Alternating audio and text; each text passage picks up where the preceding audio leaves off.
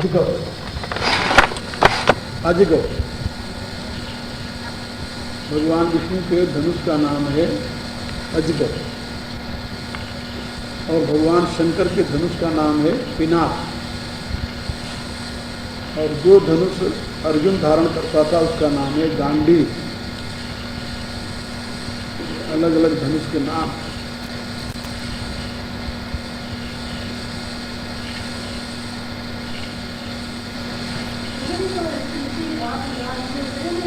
नहीं, उन्होंने ध्यान में अपने शरीर को लेकर के ब्रह्मलीन हो गए। जो बद्धी ले ली तो उन्होंने ब्रह्मलीन हो गए। उतरते कहाँ, फिर शरीर ही नहीं लगे किसी उतरते। तो ये ऋषि के स्थिति। तो आयुधा नाम अहम वज्रम, तो नीचे की अस्थि से बना हुआ पवित्र नाम वज्र नाम का आयुध है वो मैं, ऐसा भगवान है। और धेनु नाम अस्मि कामधु, और गौओं में कामधेनु जो है तो मैं, कामधेनु नाम की गौ ये भी समुद्र मंथन से निकली है। 14 रत्नों में एक रत्न है कल्पवृक्ष कामधेनु। इसमें विशेषता यह है कि ये हमेशा इच्छा अनुसार सर्वफल देती है, और वैसे भी इसके द्वारा किसी भी प्रकार की आवश्यकता हो तो पूरा किया जाता है। वशिष्ठ ने विश्वामित्र का जो स्वागत किया था तो इसी से किया था कामधेनु, और उसी के लिए इतनी लड़ाइयाँ हुई विश्वामित्र वशिष्ठ की। कामधेनु मिल जाए हमें, इच्छा अनुसार फल देने वाले। और कामधेनु ऐसी गऊ है जो कि हमेशा दूध देती रहती है। आज से कुछ वर्ष पूर्व हिसार में जो डेयरी फार्म है हरियाणा, उस हिसार में एक गाय बिना सूए दूध देना शुरू की। तो 2.5 साल की हुई वो, तो उसका थन उतर आया और दूध देने लगी।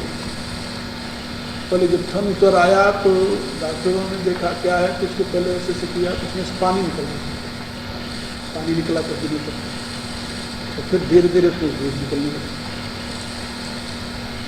तो उसका चित्र भी आया अखबारों में, उसके विषय में भी लिखा गया। तो वो काफी दूध देती रही बिना से। ऐसी गाय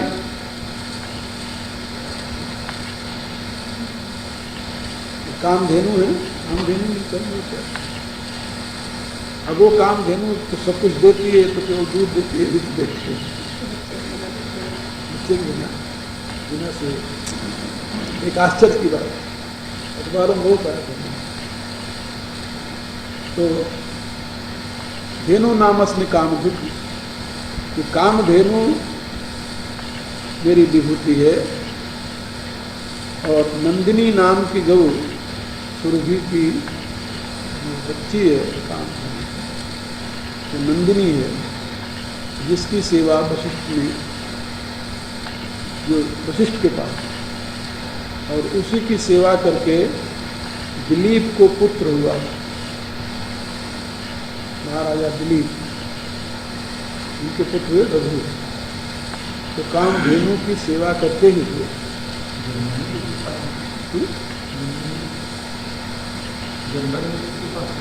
जमदग्नि तो कई और ऋषियों के पास थे, जमदग्नि के पास हुई थी, जिसके लिए वो मारा गया था ससुराल में, उसके लिए तो ये ऐसी इच्छा अनुसार फल देने वाली गाय। तो आयुधा नाम अहम वज्रम, धेनु नाम अस्मि कामधुक, गौओं में कामधेनु भगवान को। और कजनश्चास्मि कंदर्प, एक बहुत बड़ी बात भगवान ने कही है। प्रजनश्चास्मि कंदर्प। कंदर्प माने काम। ये कामदेव भगवान कहते हैं मेरा स्वरूप है। लेकिन कौन सा काम में? प्रजनश्चास्मि, जो प्रजा उत्पत्ति के लिए प्रयुक्त किया जाता है वो काम है। काम का प्रयोग 3 प्रकार से किया जाता है। 3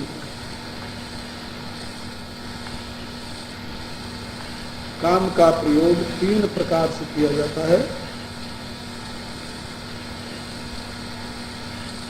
उसमें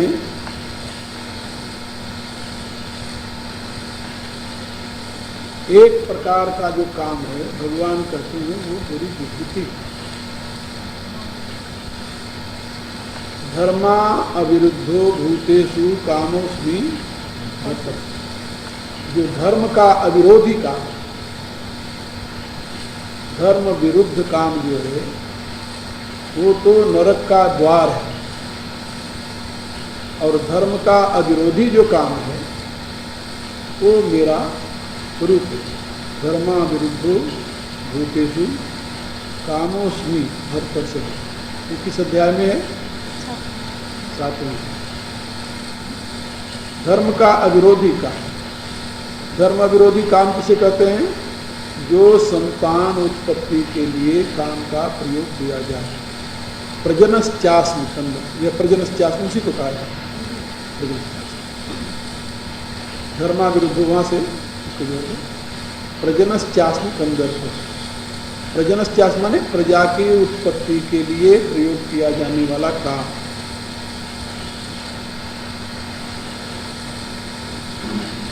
तो भगवान कहते हैं वो मेरी विभूति। तो भगवान की विभूति है तभी तो उससे संसार उत्पन्न होता है। इससे बड़ी तो दुनिया में कोई शक्ति है ही। इससे बड़ी दुनिया में और कोई शक्ति नहीं। देखिए, जीवनी शक्ति का मूल स्रोत वही है। उसी का उस दिन मैं बता रहा था कि जो आप अन्न खाते हैं, खाए हुए अन्न का परिपाक होता है, पचता है। परिपाक होने पर उसके 3 भेद बन जाते हैं, रस, मल और मूत्र। खाए हुए अन्न के 3 विभाग होते हैं परिपाक होने पर। तो एक तो होता है रस, दूसरा होता है मल, तीसरा होता है मूत्र। तो मल मूत्र तो ईश्वरी विधान से बाहर चला जाता है। अब रस जो होता है, रस परिवर्तित होता है रक्त में। जब उसमें रेड कार्पसेस मिलते हैं तब वो लाल हो जाता है, उसे होता है रस जूस। तो रस का बन जाता है रक्त। अब रक्त में भी गति चलती रहती है, शरीर में गति 24 घंटे। ये जो हार्ट पंपिंग कर रहा है, गति चल रही सारी, ये मंथन तो हो रहा है। अब उसी गति में, उसी मंथन में, तो उसी रस से रक्त बन रहा है, उसी रक्त से मांस, रक्त का कुछ भाग जो है तो मांस रूप में परिवर्तित हो रहा है। और जो मांस बन रही है उसी मांस में कुछ भाग जो है वो मेद बन रहा है। मेद, जिसको अंग्रेजी में फैट कहते हैं, उसको मेद कहते हैं। मेद, मांस से ही मेद बन रहा है। अब मेद में ही गति चल रही, वहां भी मंथन हो रहा है। तो मेद से ही अस्थि बन रही, हड्डियां बन रही। हड्डियां जो शरीर में ये पुष्ट होती हैं, जो ये उसी का एक अंश होता है, हड्डी बन जाती है। अब उस हड्डी में भी गति चल रही है, तो उसका सार रूप हड्डी का जो है तो मेरो, जिसे अंग्रेजी में कहते हैं, और अपनी भाषा में क्या कहते हैं उसके? मज्जा। मज्जा बन रहा। अब मज्जा में भी गति चल रही, मज्जा में भी हीट लगी हुई है। ये हीट से ही सारा चल रहा है, परिवर्तन सब हीट से हो रहा है, अग्नि से ही हो रहा है। अग्नि न हो कुछ नहीं हो, सब खत्म। अग्नि तप रही है, कोई छोटी अग्नि थोड़ी है। 97 98 डिग्री, सोचो पहले शरीर भी 98 डिग्री बाहर जला दो अग्नि, देखो क्या होता है। और शरीर में 98 डिग्री अग्नि हमेशा प्रज्वलित है, और वो सारे सिस्टम को बॉयल करके परिपाक बना रही है। तो अब ये मज्जा का जो परिपाक है उससे बनता है वीर, ये 7वां परिपाक। 7 पहले रस, रक्त, मांस, मेद, अस्थि, मज्जा और वीर। पुरुष में वीर, नारी में रज, ये दोनों वहां तक एक है, मज्जा तक तो समान। मज्जा के बाद फिर उसका 2 जगह अलग अलग फॉर्म हो जाता है, फॉर्मेशन जो है वो अलग अलग हो जाता है। अन्न का नारी के शरीर में मज्जा तक और पुरुष के शरीर में एक बराबर चलता है, इसलिए मज्जा तक परिवर्तन हो जाता है। कर रहे हैं मेरो का परिवर्तन, निकाल कर उधर डाल देते हैं, हड्डियों से मेरो निकाल लेते हैं और डाल देते हैं दूसरा मेरो। आजकल तो चल रहा है। तो ये मज्जा तक का तो परिवर्तन हो रहा है, क्योंकि उसमें स्त्री पुरुष का भेद नहीं है। मज्जा के परिपाक से फिर जो परिणाम होता है वो 2 अलग अलग हो जाता है, एक रज हो जाता है, एक वीर हो जाता है। नारी में रज बनता है, पुरुष में वीर बनता है, अलग होता है। अब वही परिपाक जो है वही जीवन का कारण बनता है, उसी आगे संतान होती है। वो आगे अब यदि उसका प्रयोग न करे, उसको प्रिजर्व करे, उसका सार रूप प्रिजर्व करे, तो उससे तेज बनता है। तो कहते हैं बड़ा तेजवान आदमी है, तेज बनता है। और वो तेज जो सुरक्षित रहे, पुष्ट हो जाए, तो उसका परिणाम जो होता है 9वां परिणाम, 8वां परिणाम तेज है, 9वां परिणाम बुद्धि, सत्य जिसे कहते हैं, वो 9वां परिणाम। इसीलिए जो लोग अपने आहार को शुद्ध रखते हैं, पवित्र रखते हैं, और पावरफुल जो आहार होता है जिससे अधिक वीर्य बनता हो, ऐसे समझ लो, जो एसेंस रूप से जैसे खाए पिए ना, तो किसी में तो रस निकाले तो काफी रस निकाले, किसी में तो फोका, तो जिसमें रस बना ही नहीं उसको क्या बनेगा, तो आगे कुछ नहीं होगा। तो इसमें सबसे बड़ी चीज जो है खाने पीने वाली, तो गीता में भगवान ने बताया कि रस्या, स्निग्धा, स्थिरा और हृदय, ये 4 प्रकार के जो पदार्थ हैं, इनसे ये तत्व ज्यादा बनता है। रस्या, रस्या, रस्या माने रस युक्त पदार्थ जो हैं, जितने फ्रूट हैं, जितने फल हैं, उसमें रस होता है, सब रस्या, इसलिए उसमें बनता है। रस्या, स्निग्धा, अब स्निग्ध पदार्थ, तो स्निग्ध पदार्थ केवल 4 हैं। स्निग्ध पदार्थ जो हैं तो केवल 4 हैं, और एक वेरिएशन है दूध के, दूध से ही घी, दूध से ही मक्खन, दूध से ही दही। तो दूध, दही, मक्खन और घी, और उसमें 5वां मिला दो, छाछ, मट्ठा, 5 पदार्थ बनते हैं गऊ के, ये 5 पदार्थ, तो दूध, दही, मक्खन, घी और मट्ठा, इनको कहते हैं स्निग्धा। अब जिसके शरीर में न दूध जा रहा, न दही जा रही, न मट्ठा जा रहा है, न मक्खन जा रहा है, कुछ नहीं जा रहा, न घी जा रहा, उसके शरीर में कौन सी बुद्धि बनेगी? ये केवल बीज तक ना देखो, बुद्धि तक देखो। बुद्धि, बुद्धि तो उसी से बनेगी, मन उसी से बनेगा। तो मन और बुद्धि का निर्माण जिस तत्व से होता है, जो वो तत्व नहीं तुम्हारे अंदर जा रहा है, क्या होगा? अब इसमें आहार के 2 भेद कर दिए, वनस्पति और औषधि।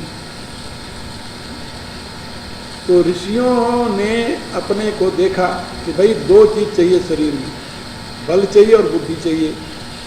तो बलवर्धक कौन सा पदार्थ है, बुद्धिवर्धक कौन सा पदार्थ है? और बल और बुद्धि दोनों वर्धक कौन सा पदार्थ है? तो सारे आहार को ऋषियों ने 3 भागों में बांट दिया। ये तो बलवर्धक है, ये बुद्धिवर्धक है, और ये बल बुद्धि दोनों वर्धक है। जो फल है, फल ये केवल बुद्धिवर्धक है, बुद्धि बढ़ेगी। ये शौर्य है, तो उसमें ये देखा कि जो चांद्र पदार्थ हैं वो तो बलवर्धक होते हैं, जो शौर्य पदार्थ हैं वो बुद्धिवर्धक होते हैं।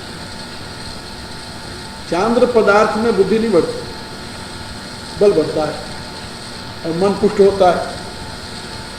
अब इसमें भी जो सूक्ष्म बनता है तो मन बनेगा, बुद्धि बनेगी। तो मन बुद्धि हो तो एक ही के 2 भेद हैं।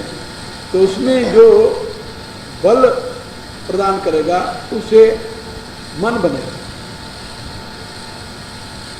बलवर्धक जो पदार्थ हैं औषधि, औषधियों से मन, क्योंकि औषधियों का राजा चंद्रमा है, चंद्रमा मन का स्वामी।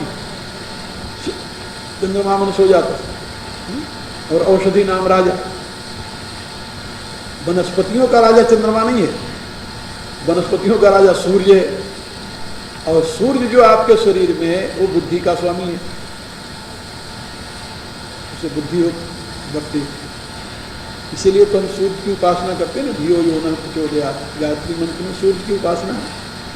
तो सूर्य जो है ये बुद्धि का अधिपति है, ज्ञान का केंद्र है, ज्ञान का भंडार है, वेद का स्रोत है। वेद सूर्य से ही तो प्रकट होता है।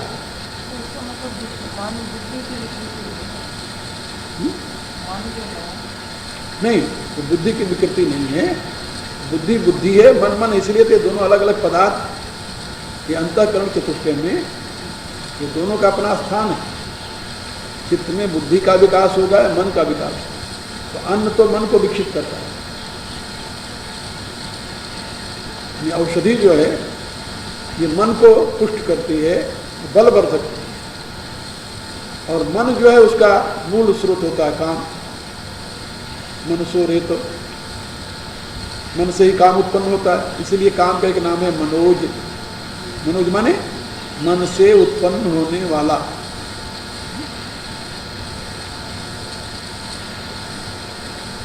और वनस्पति जो है तो वनस्पति का देवता सूर्य है। यदि वनस्पति का अधिक से अधिक सेवन किया जाए तो बल तो नहीं बढ़ेगा, लेकिन बुद्धि बढ़ेगी, बुद्धि को पुष्ट करेगा, बुद्धिवर्धक होगा। तो औषधि जो है वो तो है बलवर्धक, वनस्पति जो है वो बुद्धिवर्धक है। तो औषधि और वनस्पति किसे कहते हैं? का जो चंद्रमा की किरणों से पुष्ट हो वो औषधि, और जो सूर्य से पुष्ट हो वो वनस्पति। का इसका भेद हमें कैसे पता चले? तो इसकी व्याख्या की गई ब्राह्मण ग्रंथों में कि जो अपने जड़ के साथ यानी फल के साथ नष्ट हो जाए वो औषधि। ये फल देकर के नष्ट हो जाता है। जैसे गेहूं है, जहाँ इसमें दाना पका था इसकी पेड़ नष्ट हो। जितने अन्न हैं सबकी यही गति है, वो अपने फल के साथ नष्ट हो जाता है। तो फल के साथ जो नष्ट हो जाए उसका नाम है औषधि।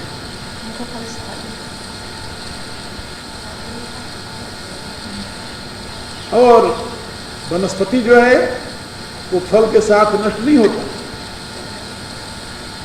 और फल तो उनका टेम्पररी होता है, लेकिन हाँ वृक्ष उनका, जैसे आम है, जैसे इन जितने फ्रूट हैं, फ्रूट जितने हैं ये सबको वनस्पति कहते हैं, क्योंकि ये फल देते ही रहते हैं। एक बार फल नहीं देते, फल के साथ नष्ट नहीं होते, ये देते ही रहते हैं। इसलिए ऋषियों ने क्या किया, तो उन्होंने अपना आहार क्या बनाया? कंद, मूल और फल। तो कंद जो है ये भी अपने बीज के साथ नष्ट नहीं होते। सब्जियों के 2 अलग अलग भेद हैं। एक सब्जी जो अपने फल के साथ नष्ट हो जाती है, एक सब्जी वो है जो नहीं नष्ट होती। सब्जियां 2 प्रकार के हैं। दोनों रोगन में शुद्धि है। अब गोभी है, गोभी है, फल के साथ नष्ट हो जाएगी।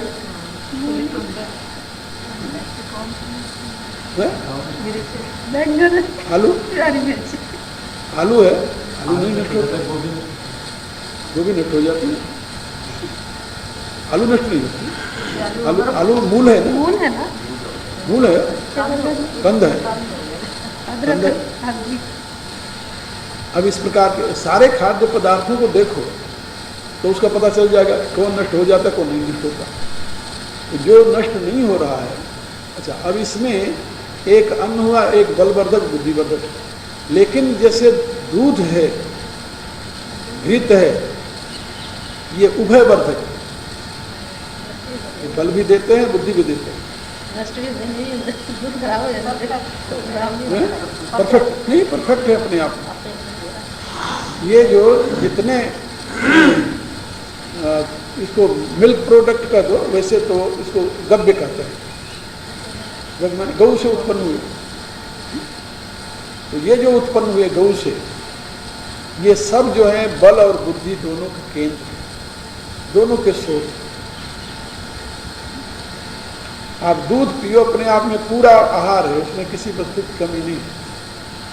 तभी तो बच्चा 5 साल तक दूध पी करके बड़ा होता है। उसको क्या दो, बुद्धि तो भ्रष्ट हुई है अंग्रेजियों के आने के बाद, अंडे दो, ये दो, तो बहुत का दूध पी जाते। ये जो है, ये बल और बुद्धि दोनों का देने वाला स्निग्ध पदार्थ, इसीलिए इसको भगवान ने रस्या, स्निग्धा और स्थिर, स्थिर स्थायी रहने वाला। अधिक देर तक आप एक बार खा लो तो बार बार है नहीं, खाया तो तुरंत भूख लग गई, खाया तुरंत भूख लग गई। स्थिर, शरीर में टिकने वाला, वही शरीर में टिकेगा तभी तो। और उसमें घृतम वही आयु, क्या कमाल की बात है। लेकिन अब तो सब बंद। वो अब कहते हैं, धीरे धीरे कहेंगे ये बेवकूफ सारे, पहले तो नष्ट करती है। तो ये जो है, तो मेरे कहने के प्राय कि इसमें यानी जो वीर्य है, रजवीर्य जो है, ये जीवन का स्रोत है और यही बुद्धि का स्रोत है। व्यक्ति का अपना व्यक्तित्व और आगे उसकी संतान का व्यक्तित्व, दोनों का मूल आधार उसकी खुराक। इसीलिए हिंदू धर्म में केवल 2 को परम पवित्र माना गया,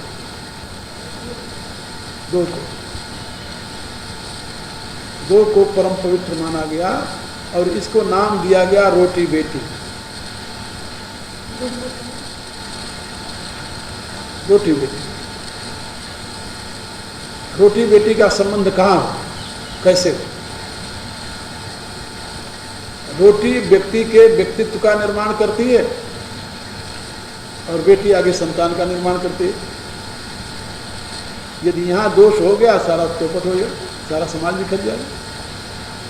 इसलिए हर एक ने इसको अपनी पवित्रता में प्रतिष्ठित किया। जो भारतीय संस्कृति का मूल बेस है, पश्चिम में उसी का दिवाला निकला हुआ, दोनों में।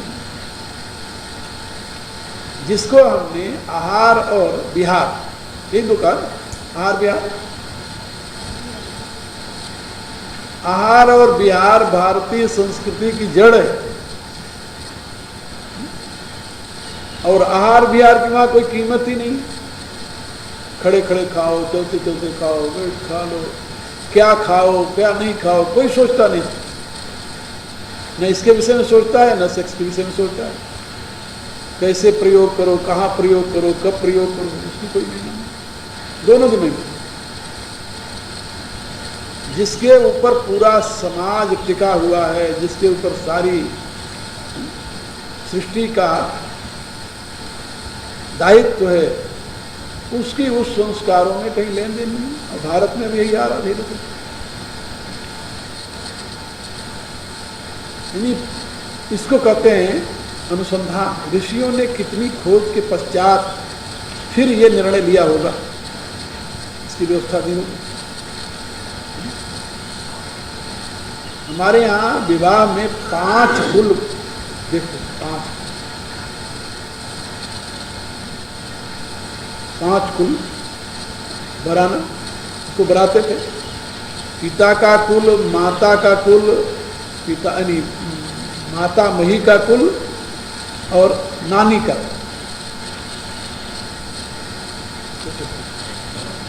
5।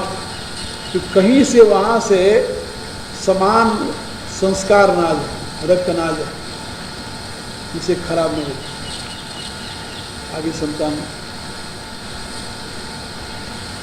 5 गोत्र कहते थे। अब तो कोई फिर अभी इतना,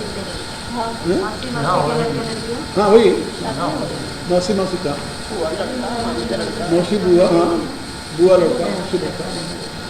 ये पाकिस्तान में रहते हैं, यही 2 बहनों का मतलब लड़का लड़की, 2 बहनों के जहाँ भी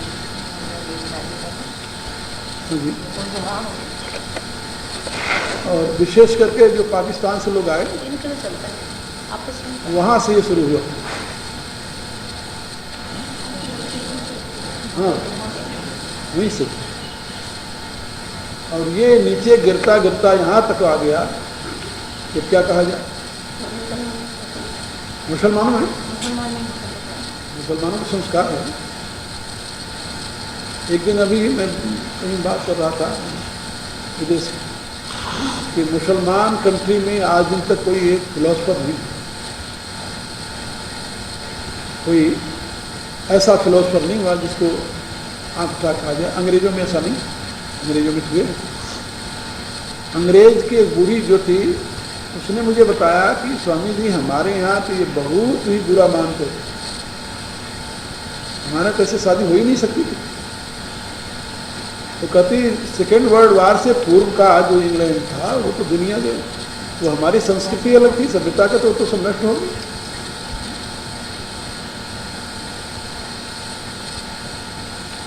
तो ये जो है, ये संस्कार की बात थी। संस्कार धीरे धीरे नष्ट हो रहे हैं। लोग कहते हैं इसमें क्या है, इसमें क्या है, इसमें क्या जा रहा है। अब वो देख रहे हैं क्या इसमें होता है, पशुओं में, पक्षियों में, और इसका नतीजा निकल रहा है। भारत के ऋषियों का जो रहा है ये बहुत ही पवित्र रहा है। तो प्रजनश्चास्मि कंदर्प, भगवान कहते हैं इसमें जो प्रजन करने वाला कंदर्प है, काम है, संतानोत्पत्ति के लिए प्रयुक्त होने वाला काम, वो मेरा स्वरूप है। और सर्पाणाम अस्मि वासुकी, और सर्पों में वासुकी जो है वो मेरा स्वरूप है। सर्प और नाग ये 2 अलग अलग हैं, और इनका भेद किया गया है कि एक विषधर होता है, दूसरा विषहीन होता है। एक में विष होता है, एक में विष नहीं होता। अब तो वर्तमान के लोगों ने भी अनुसंधान करके देखा कि सारे सांपों में विष नहीं होते। सांपों की 2 कैटेगरियां हैं, एक विषैले सांप कहे जाते हैं, एक में विष नहीं होता। तो ऐसे हाँ, काम के 3 प्रयोग जो बता रहा था ना, एक को कहते हैं व्यभिचार, दूसरे को कहते हैं अनाचार,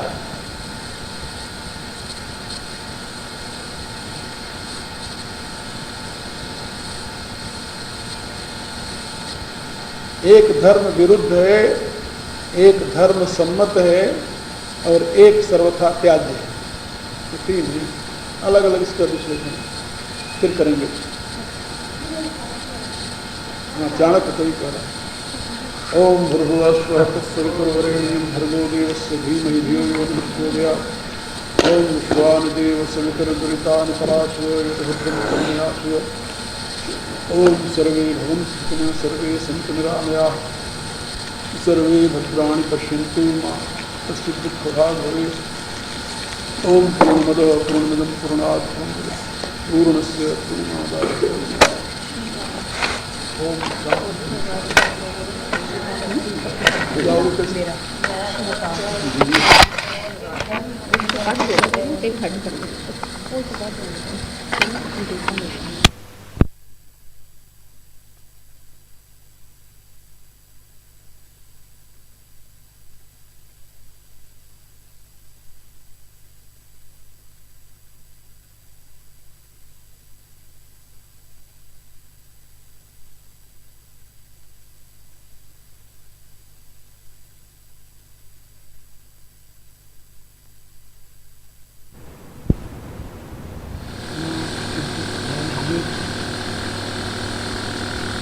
ओम कृष्णाय वासुदेवाय हरे परमात्मने प्रणतक्लेशनाशाय गोविंदाय नमो नमः।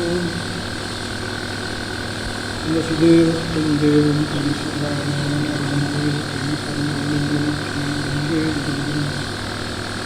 नारायणं नमस्कृत्य नरं चैव नरोत्तमं सरस्वतीं व्यासं ततो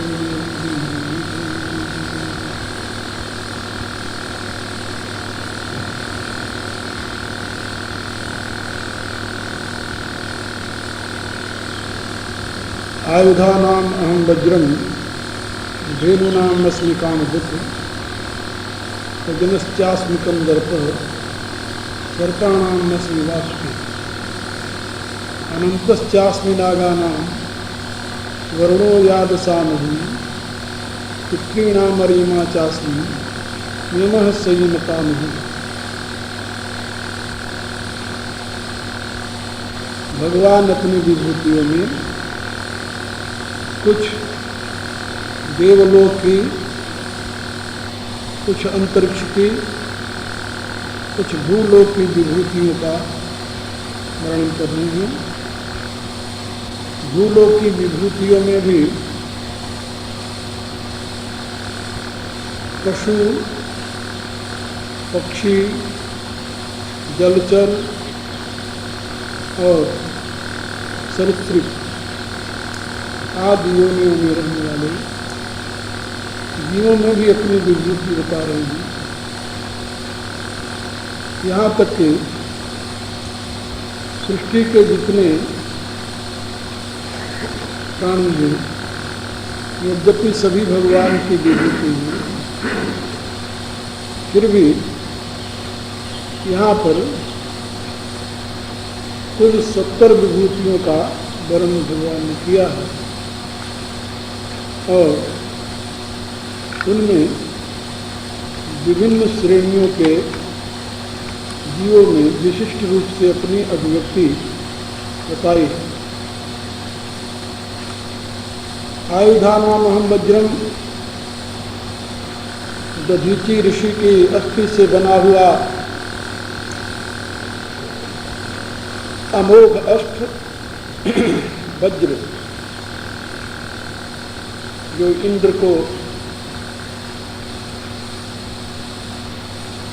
मिला है।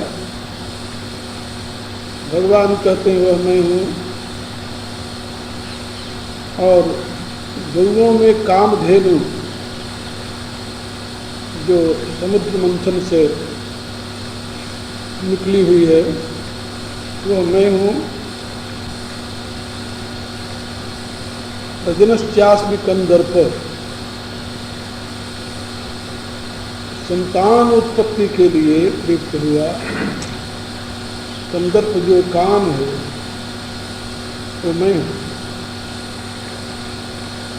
कल मैंने बताया था काम का प्रयोग 3 प्रकार से होता है। एक तो व्यभिचार कहा जाता है, एक अनाचार कहा जाता है, एक सदाचार कहा जाता है। संतानोत्पत्ति के लिए प्रयुक्त हुआ काम सदाचार।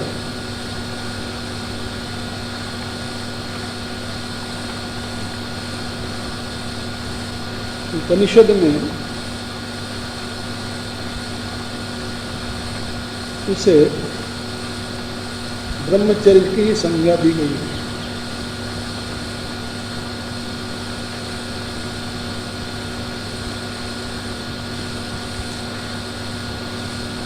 और दूसरा जो है वह जो केवल विषय सुख के लिए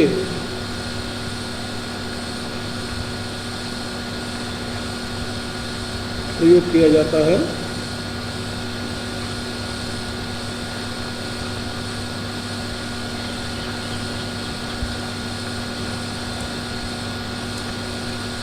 तीसरा अनाचार, और तीसरा जो है वह जो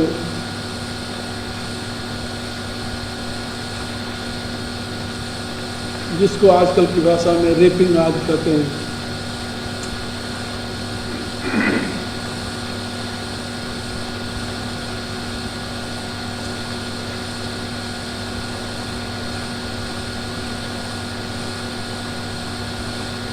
व्यभिचार कर लेते हैं।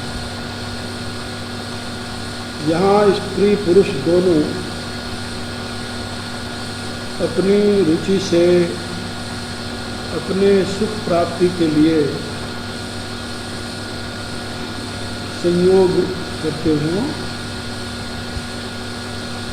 वो अधर्म तो नहीं है, लेकिन वह भगवत स्वरूप नहीं है, क्योंकि भगवत स्वरूप तो कंदर्प वही है जो प्रजनस्य, जो प्रजा उत्पत्ति को देता है।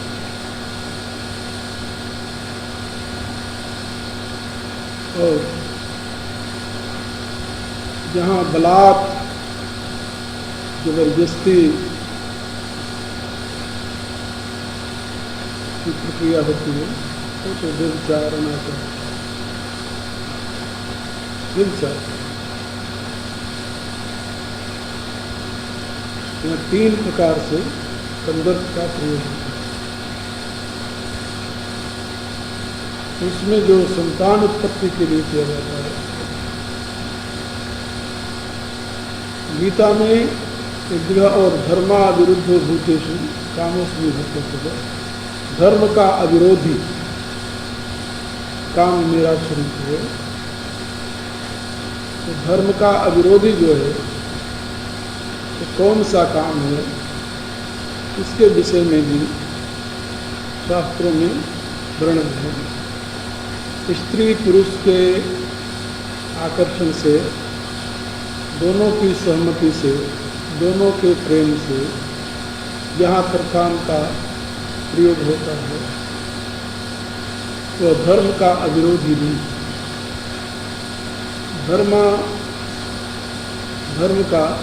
धर्म का विरोधी नहीं। धर्म विरुद्ध वो है जहाँ के बलात् जिसे कहते हैं, किसी का हरण कर लिया जाए, उसमें भी और भी कई हेतु बताए हैं। तो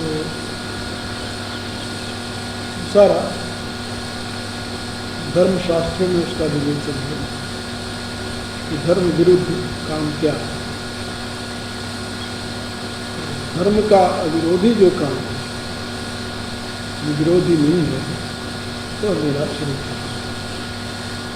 यहाँ पर प्रजनस्यास्मि कंदर्प कहा, संतानोत्पत्ति और स्वयोषित रति, 2 बातें। संतानोत्पत्ति, स्वयोषित रति। स्वयोषित रति जो है वहाँ पर उसे ही ब्रह्मचर्य।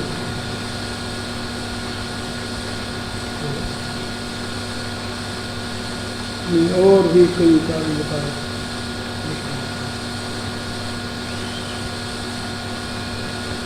धर्म अविरोध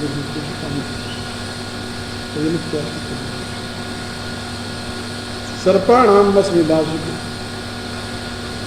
सर्पों में बासुकी ये धर्म विरोधी काम के विषय में बहुत व्याख्यान होंगे उपनिषदों में और कई व्याख्यान।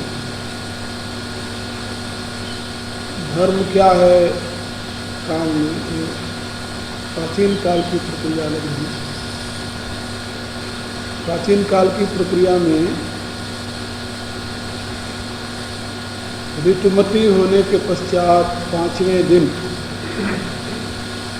स्त्री यदि पति नहीं है उसका पास, तो किसी भी पुरुष से संतान की याचना कर सकती है, और जिससे वो याचना करती है वो यदि उसकी पूर्ति नहीं करता वो धर्म विरोधी हो जाएगा। इसी मान्यता के आधार पर बृहस्पति की पत्नी उनके शिष्य चंद्रमा से याचना करनी।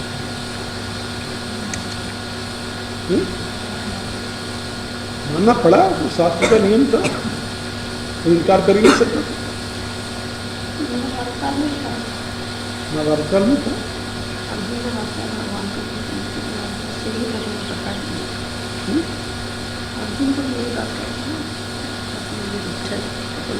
किसी का जवाब हमारा मुंह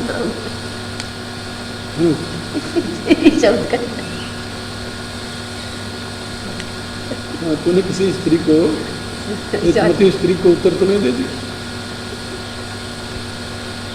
तूने ये तो कालीन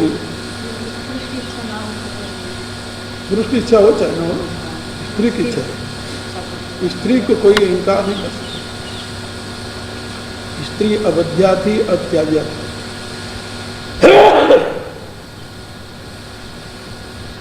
इसी में विश्ववादी फंसे, जैसे रावण बनुआ कह किसी सिद्धांत क्या था, धर्म की मान्यता, धर्म विरोधी। हाँ, जिंदगी का भी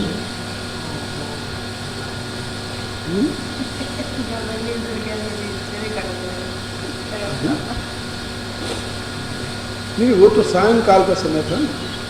सही बात है, धर्म का तो समय पूजा पाठ करें।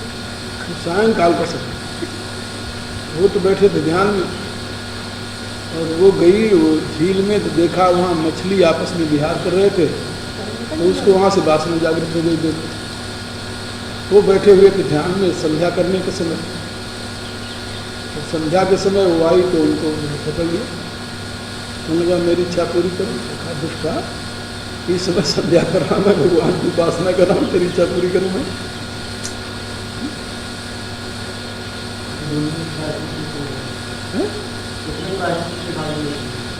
नहीं, उस समय होता, हर एक का अलग अलग वो है ना। एक धर्म से दूसरा धर्म बड़ा, बड़े धर्म की रक्षा के लिए छोटे धर्म का निराकरण किया। धर्म क्या है? धर्म अविरोधी। तो तत्कालीन धर्म यही था। अब इससे बड़ी क्या बात हो सकती? गुरु पत्नी जिसके लिए शिष्य पुत्रवत, इससे बड़ी बात हो क्या? अच्छा, उससे जब ये नहीं कुछ समय अधर्म माना गया। गुरु आया तो गुरु को पता चला, बस जब आया बृहस्पति तो उनको पता चला कि मेरी स्त्री गर्भवती है। उन्होंने पूछा ये गर्भवती कैसे हो गई? मैं तो था ही नहीं। उसने बताया कि मैंने आपके शिष्य से रतिदान मांग ली।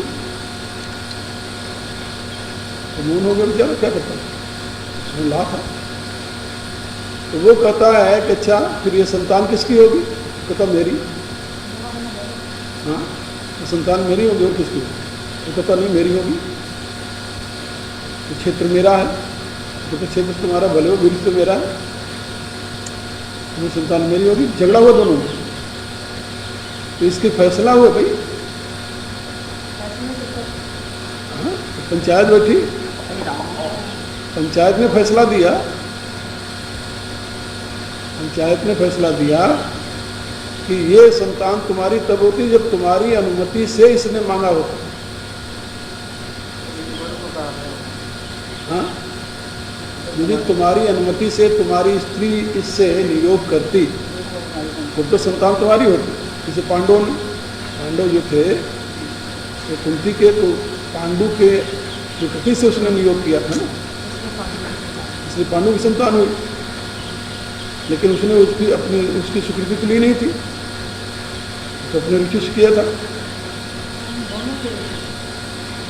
तो उसकी तो रुचि थी, तभी उसने उससे कहा, वो इनकार कर नहीं सकता था क्योंकि उस समय धर्म ऐसा था, कोई पुरुष इनकार नहीं कर सकता। इसलिए संतान उसको मिली, लड़का हुआ, लड़का वो ले गया अपना, लड़का ले गया। वही चंद्रवंश का वही प्रथम पहला पुरुष है बुद्ध।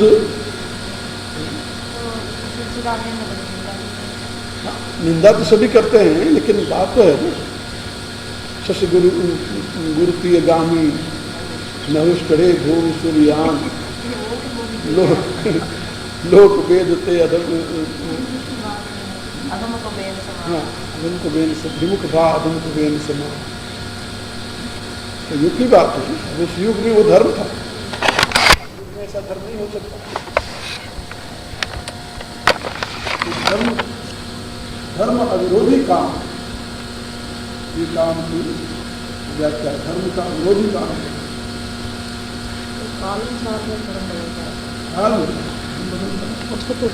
पहले तो कोई किसी की स्त्री होती नहीं, प्राचीन काल में महाभारत में पूरा बदल गया। किसी की पत्नी नहीं होती, किसी की पत्नी नहीं होती, और जिसकी रुचि हो वो उसको ले जाता। कोई नियम नहीं था, ये समाज बना नहीं था, समाज में उत्पन्न। तो एक लड़का बैठा हुआ था अपने बाप के साथ, उसकी माँ उसे खिला रही थी, एक खिला रही थी। इतने में एक व्यक्ति पहुंचा, उस स्त्री को पकड़ लिया मेरे साथ बच्चे लड़का रोने लगा, मेरी माँ कहाँ ले जा रही है?